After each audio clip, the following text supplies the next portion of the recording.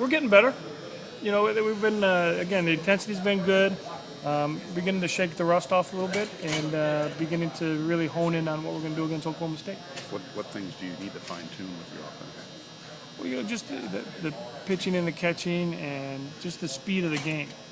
You know, and then we're doing a good job. But, you know, you get such a layoff, you lose sometimes the game speed.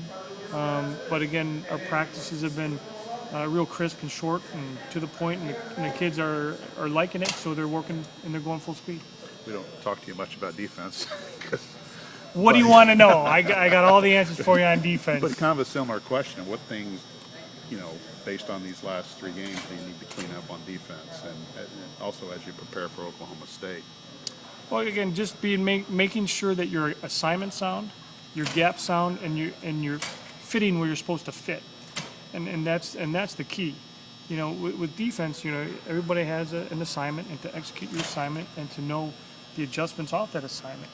So the faster we can force them to do that, then we'll adjust defensively the way we're supposed to. It sounds like it's really been a challenge the last second half of the season, I guess, really to have your starters on defense practicing. Are they able now to this last week We're to be able to there. get more guys out there to actually? Yeah, we're getting there. You know, the injury report is getting less, but still we're a little limited on who can have contact and who's out and who's in. So we manipulate it as we go. But you know, we've got how many more days? 28 days? No, 18 days. Man, time flies when you're having fun, doesn't it? Because that's part of it. I mean, when you talk about being sound and knowing what to do, that a lot of that is practice. Sure, no question. So it takes those guys to be able to get full speed reps. During the last part of the season, you know, those guys could do walkthrough reps, but they were so banged up that they couldn't do full speed reps, and now at least they're getting an opportunity to do full speed reps. Do you anticipate everyone being available for the bowl I game? sure hope so. I'm praying every day, you know. That's why I'm there every day going, come on, just make sure everybody's healthy, please. And I'm asking for a couple more inches, couple more, you know, seconds off your 40, you know. That thing, it doesn't hurt. Hey, it's Christmas time, right? I want my stocking full. How is Brandon Taylor coming along? Is he able to do anything yet? No. Okay. No. So just the depth at defensive tackle. I know you used McDaniel there, I believe, in the IU game. Yep. Is he a guy? He's still there. When you look at Watson and Michael Rouse, I mean, are those guys that are options still as well? Sure. We're gonna play the people who practice hard and know their assignments. So if Eric, that final week, Eric worked harder than the other two and was more assignment sound, so he played. That's pretty simple formula. Surprised how quickly he caught on. Well, he was a defensive guy before we moved him offensive tackle. So again, you know, once you're there, you go back and you get knocked around a little bit, and it's all good, you know.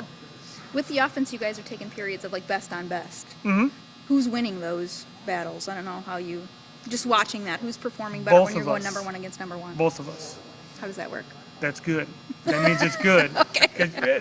Because you know, you want the defense to have some success. You want the offense to have success. If one group is having all the success, then you've got issues on that other side. Mm-hmm. So when the offense does well, and then the defense does well, and then the offense does well, and the defense does well, then you're getting a good competitive atmosphere, and you're getting good productive work, and that's what we're getting. Sounds like just listening to Robert Marv, and listening to you talk, you guys have a pretty good chemistry. Has that always been there, or is that something that just came out? No, it's always been there. Because you know when you're coaching receivers, you're always talking to the quarterbacks about, you know, this is how they're going to come out of the break. Expect this, and you get to work with them. And then when Robert got injured, he had a lot more free time at practice. So he'd always stand by me and ask me, you know, while Gary was coordinating doing that stuff, he'd ask me what's going on here with him, and you develop a relationship that way. What do you like about your relationship with him from the coach-quarterback situation? The honesty. You know, I can tell him, I can say, you know, man, that was a bad read, and he doesn't take it personal. And you can say, Coach, man, I don't like that call. Okay, what do you know? Once you communicate and you have honest communication, and again, we go back to the ownership process. He feels that he has an ownership of the process, and he has some input. That helps out a lot. Because he's talked about during games being on the phone with you upstairs. Yeah. Like he's never done that before. There's no need because Gary was on the sideline. right on the sideline. Yeah. But to him, that was like, okay, that's a new Christmas gift I just opened. I get to Yeah, talk so to somebody we're upstairs. going to do that on the sideline. Even though I'm on the sideline, we're going to put him on the headset, and I'll walk down the other end of the field, and he can say, "Hey, coach, how you doing?" And so if he likes that, hey, I'm more than welcome to do that. So we'll get it figured out. Oklahoma State's defense, we haven't talked too much about that. What do you expect from them? Do they blitz a lot? Are they going to mix things up? Are they a base 4-3? They're a 4-3 cover 4 team out of the base, but they do a lot of movement, and they'll get into an odd front on third down and longer situations, and they'll blitz enough to keep it interesting, and they'll move enough to do that. But they're a very productive defense. Apparently, they have some pretty good defensive tackles. Yes. Is that why they're able to be pretty good against the run, as far as you can Oh, tell? sure. Anytime you can control the line of scrimmage, that helps. Yeah. K'Wan Short, we haven't talked to you since he was second team All-American. AP, what are your thoughts on that? It's awesome. You know, Yeah. those are simple thoughts. You know, I don't have a lot of productive thoughts in my head to begin with, but when they say, hey, you know, KK gets second team AP All-American, that's awesome. The kid worked hard, and and he's a great kid. He does a great job in the community with people, and you're just happy for someone like that. You had a lot of young receivers this year who didn't get a chance to play, like Knopf and Posey and Woods and McKeskey to an extent. I know you're not doing a lot with them now, but what are, I guess, in terms of how you saw them develop through the season, are they going to be ready, do you think, to compete next year? Sure, and we're doing more than you think with them. How Trying to much be are you sly. doing with them? Well, they get half the reps.